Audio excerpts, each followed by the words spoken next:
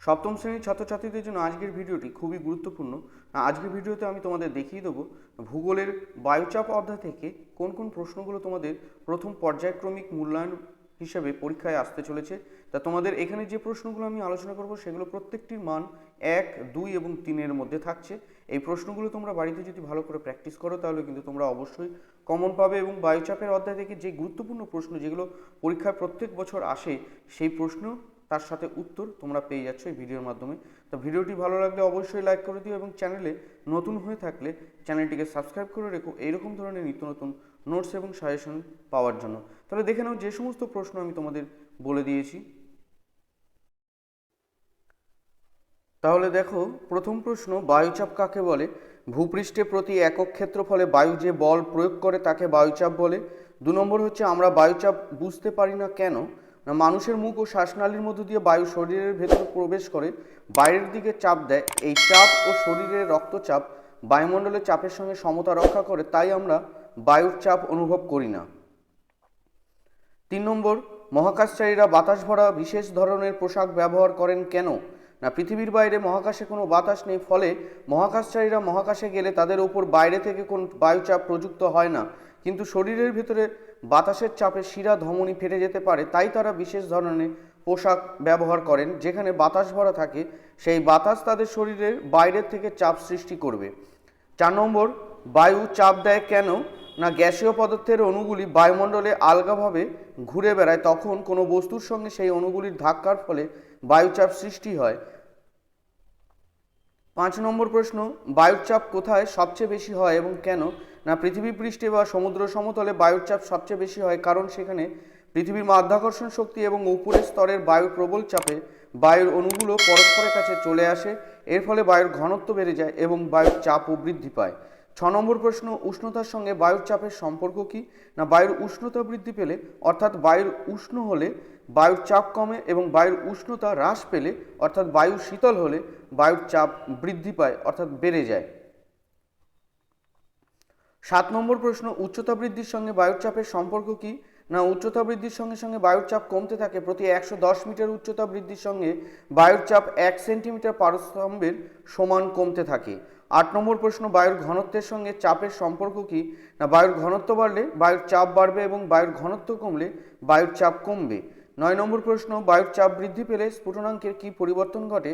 বায়ুর চাপ বৃদ্ধি পেলে স্ফুটনাঙ্ক বাড়ে এবং বায়ুর চাপ হ্রাস পেলে স্ফুটনাঙ্ক কমে যায়। 10 নম্বর, পার্বত্য অঞ্চলের স্ফুটনাঙ্ক সমভূমির তুলনায় কমে না বাড়ে? কমে। 11 নম্বর প্রশ্ন, উত্তপ্ত হলে বায়ুর অণুগুলির গতিশীলতা কি পরিবর্তন হয়? গতিশীলতা বেড়ে যায়। 12 নম্বর প্রশ্ন, ভূপৃষ্ঠে বায়ুর কী প্রকার চাপ দেয়? সর্বমুখী চাপ দেয়, অর্থাৎ সব দিক থেকে। 13 নম্বর প্রশ্ন, সমুদ্র সমতলে বায়ুর চাপ কত সেন্টিমিটার পারস্তম্ভের সমান? 76 সেন্টিমিটার পারস্তম্ভের সমান। 14 নম্বর প্রশ্ন, সমতল ভূমিতে প্রতি বর্গ সেমিতে বায়ুর চাপ কত ভরের ওজনের সমান হয়? প্রায় 1 কেজি ভরের ওজনের সমান। 15 নম্বর প্রশ্ন, বায়ুর চাপ কোন এককে মাপা হয়? মিলিবার এককে। 16 নম্বর প্রশ্ন, সমুদ্রপৃষ্ঠে গড় বায়ুর চাপ কত? না, 1013.25 মিলিবার। 17 নম্বর প্রশ্ন, বায়ুর চাপ পরিমাপের যন্ত্রের নাম কি? ব্যারোমিটার। 18 নম্বর প্রশ্ন, কত খ্রিস্টাব্দে কার আবিষ্কৃত সূত্র অনুসারে পারদ ব্যারোমিটার তৈরি হয়? না, 1643 খ্রিস্টাব্দে বিজ্ঞানী টরিসেলি আবিষ্কৃত সূত্র অনুসারে। না, প্রচণ্ড উত্তাপে কোনো অঞ্চলের বাতাস উত্তপ্ত ও হালকা হয়ে উপরে উঠে গেলে সেখানে গভীর নিম্নচাপ কেন্দ্রের সৃষ্টি হয়। চারপাশের উচ্চচাপযুক্ত অঞ্চল থেকে শীতল ও ভারী বাতাস যতক্ষণ না পর্যন্ত ওই অঞ্চলের দিকে প্রবাহিত হয় ততক্ষণ পর্যন্ত ওই অঞ্চলে কোনো বায়ু প্রবাহ থাকে না। তাই স্বাভাবিক বায়ু প্রবাহ না থাকায় ঝড় আসার আগে পরিবেশ থমথমে লাগে। 20 নম্বর প্রশ্ন, পাহাড়ি অঞ্চলে খাদ্য সেদ্ধ হতে সমস্যা হয় কেন? না, ভূপৃষ্ঠ থেকে উচ্চতা বৃদ্ধির সঙ্গে সঙ্গে বায়ুচাপ হ্রাস পায়। না, পার্বত্য অঞ্চলে যেহেতু বায়ুচাপ কম তাই সেখানে 100 ডিগ্রি সেলসিয়াসের কম তাপমাত্রাতেই জল ফুটতে শুরু করে, তাই খাদ্যদ্রব্য সেদ্ধ হতে সমস্যা দেখা দেয়। 22 নম্বর প্রশ্ন, পর্বতারোহীরা সঙ্গে অক্সিজেন সিলিন্ডার নিয়ে যায় কেন? না, উঁচু পার্বত্য অঞ্চলে বাতাসের পরিমাণ কম হওয়ায় অক্সিজেনের পরিমাণ এতটাই কমে যায় যে শ্বাস নিতে কষ্ট হয়। এই কারণেই পর্বতারোহীরা তাদের সঙ্গে অক্সিজেন সিলিন্ডার নিয়ে যায়।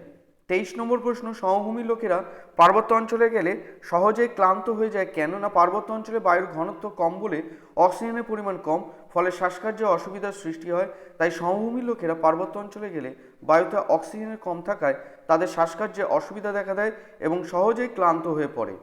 24 নম্বর প্রশ্ন, নিরক্ষীয় অঞ্চলে নিম্নচাপ সৃষ্টি হয় কেন? না এইভাবে পয়েন্ট দিয়ে লিখবে, এই অঞ্চলে সূর্য লম্বভাবে কিরণ দেয়, ফলে বায়ুর উষ্ণতা বৃদ্ধি পায় বা বেশি থাকে এবং বায়ুতে আর্দ্রতার পরিমাণ সারা বছর অত্যাধিক হওয়ায় বায়ুর ঘনত্ব কম হয় এবং নিরক্ষীয় অঞ্চলে পৃথিবীর আবর্তন বেগ সবচেয়ে বেশি হয়। 25 নম্বর প্রশ্ন, ক্রান্তীয় মেরু অঞ্চলে কি প্রকার চাপ সৃষ্টি হয়? উচ্চচাপ সৃষ্টি হয়। মেরু অঞ্চলে বায়ুর চাপ বেশি হয় কেন? না মেরু অঞ্চলে সূর্যরশ্মি সারা বছর তীর্যকভাবে পড়ে, ফলে সেখানে বায়ু খুব ঠান্ডা হয় ও ভারী হয়, তাই বায়ুর চাপও বেশি হয়। এবং দ্বিতীয়ত হচ্ছে, মেরু অঞ্চলে বায়ুর উষ্ণতা অত্যন্ত কম হওয়ায় সেখানকার বায়ুতে জলীয় বাষ্পের পরিমাণ কম থাকে, ফলে বায়ুর চাপ বেশি হয়। তারপরে দেখো, সমচাপ কাকে বলে? সমচাপ রেখা কাকে বলে? না কোনো নির্দিষ্ট সময়ে ভূপৃষ্ঠের সমচাপযুক্ত স্থানগুলিকে মানচিত্রে যে কাল্পনিক রেখা দ্বারা যোগ করা হয় তাকে সমচাপ রেখা বলে। 28 নম্বর প্রশ্ন, সমচাপ রেখার বৈশিষ্ট্য লেখো। না নির্দিষ্ট সময়ে একই পরিমাণ বায়ুচাপযুক্ত অঞ্চলগুলিকে মানচিত্রে দেখানো হয় সমচাপ রেখার সাহায্যে। না সমচাপ রেখা দিয়ে বায়ুচাপকে মিলিবারের এককে দেখানো হয়। 3 নম্বর হচ্ছে, সমচাপ রেখা পরস্পরের সঙ্গে স্পর্শ করে না বা অতিক্রম করতে পারে না। 4 নম্বর হচ্ছে, সমচাপ রেখা বায়ুচাপের পরিমাণ সমুদ্রপৃষ্ঠে বায়ুচাপের সাপেক্ষে হিসাব করা হয়। 5 নম্বর হচ্ছে, সমচাপ রেখাগুলি যেখানে পরস্পরে খুব কাছাকাছি চলে আসে সেই অঞ্চলে বায়ুর চাপের পার্থক্য খুব বেশি হয়। তা তোমরা কিন্তু এই প্রশ্নগুলো পড়ো, এই প্রশ্নগুলো কিন্তু তোমরা তোমাদের ইউনিট 1 পরীক্ষায় কিন্তু অবশ্যই পাবে। ভূগোলের বায়ুচাপের থেকে যদি যে প্রশ্নগুলো গুরুত্বপূর্ণ প্রশ্ন, সেই গুরুত্বপূর্ণ প্রশ্নগুলো পুরো অধ্যায় থেকে আমি বেছে তোমাদের সামনে তুলে ধরেছি এবং তাদের উত্তরও তোমরা পেয়ে যাচ্ছ। তা তোমরা এই প্রশ্নগুলো স্ক্রিনশট করে নিয়ে বাড়িতে অবশ্যই অভ্যাস করো, এখান থেকে কিন্তু ইউনিট 1 পরীক্ষায় অবশ্যই কমন পেয়ে যাবে। 29 নম্বর প্রশ্ন, বায়ুচাপ কয় প্রকার ও কি কি? 2 প্রকার, একটি উচ্চচাপ ও নিম্নচাপ। 30 নম্বর প্রশ্ন, বায়ু কোন দিক থেকে কোন দিকে প্রবাহিত হয়? না বায়ু সবসময় উচ্চচাপ অঞ্চল থেকে নিম্নচাপ অঞ্চলের দিকে প্রবাহিত হয়। 31 নম্বর প্রশ্ন, বায়ুর উচ্চচাপ ও নিম্নচাপ বলতে কি বোঝো? না প্রমাণ বায়ুচাপ বায়ুমণ্ডলের স্বাভাবিক চাপ 1013.25 মিলিবার। কোনো স্থানের বায়ুমণ্ডলের চাপ যখন এর চেয়ে বেশি হয় তখন তাকে উচ্চচাপ এবং যখন এর চেয়ে কম হয় তখন তাকে নিম্নচাপ বলে।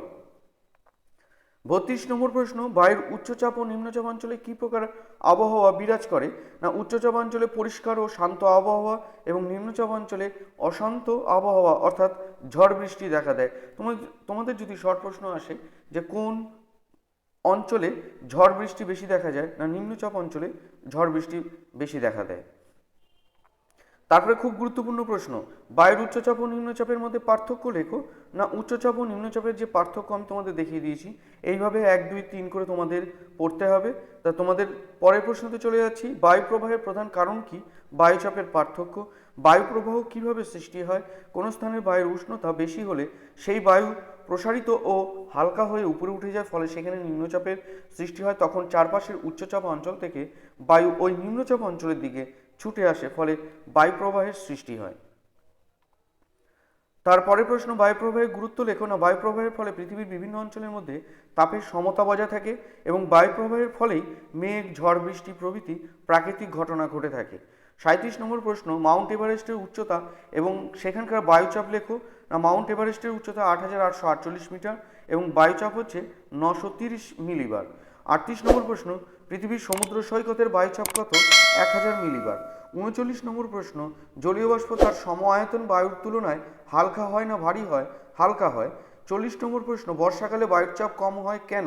না বায়ুতে জলীয় বাষ্পের পরিমাণ বেশি হলে বায়ুর চাপ কম হয় এবং বর্ষাকালে বায়ুতে প্রচুর পরিমাণে জলীয় বাষ্প থাকে, তাই বায়ুর চাপ কম হয়।